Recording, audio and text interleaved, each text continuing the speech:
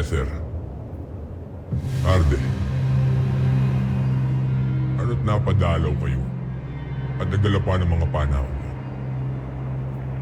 Anong kailangan niyo? Sila lamang ang may kailangan sa iyo. Ngunit ang sadya nila ay atin na ring suliranin, Keros. Ibig nilang wasakin ng itim na brilyante. Ang brilyante ng kaaway niyong Bathala. Anong kinalaman ko roon? Hindi mo mang tuwirang nakaalitan si Gargan noon. Maaaring ang pagtulong mong wasakin ng kanyang brilyante ay makaambag sa iyong pagpapakadalisay dito sa Dalong Deva. Keros, habang nagtatagal dito sa Dalong Deva ang brilyante ni Gargan, ay tayo naman ang manganganib. Kung gayon, bakit niyo sila dinala dito? Bitbit ang mapabinsalang brilyante ni Gargan!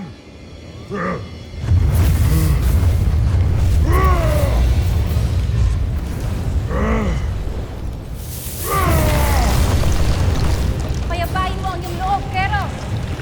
Nais ng aking tulong. Damhin niyo ang pagsik ng tunay na Bathala ng pagkawasak at ng pagkagalit!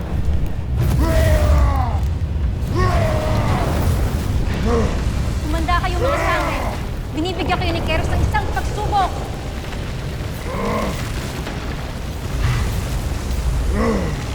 Brilyante ng lupa! Patigilin ang lindol!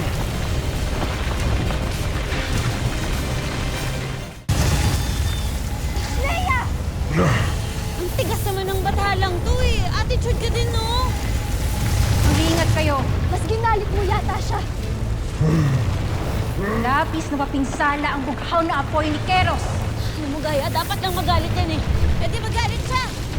Bathala naman siya ng pagkawasak at pagkagalit, di ba?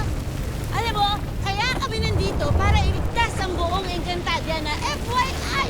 Nandito ka din naman sa Encantadia, di ba? Ay sabi ni Batanong ng Kasyopeya, ayon sa itong pakikipagsapin.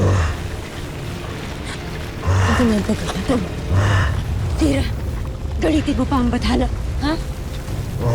Galitin mo pa ang Bathala. Bakit? Habang nagagalit siya, lumalakas ang kapangyarihan niya sa pagkawasak. Yun ang gagamitin natin para wasakin ang itim na brilyante. Galitin mo pa siya! Keros! Wala kang silbing Bathala! Hindi lang walang silbi! Wala din kwenta! Mahina ka kasing Bathala! Hindi mo nga kayang sirain yung itim na brilyante!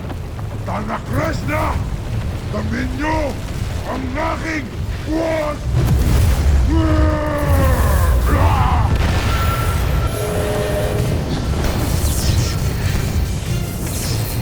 Hindi! Sira!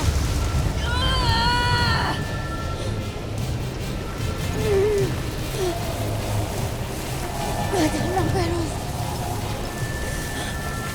Kailangan namin ng tulong mo para wasakin ang itim na brilyante. Para matapos na ang kasamaan. Tigan-kan. Siyang tunay, Bathalang Keros. Tulungan mo kami. Wasakin mo na ang brilyante! Hindi mo ba kaya? Walang anuman ang hindi kayang wasakin ng aking kapangyarihan.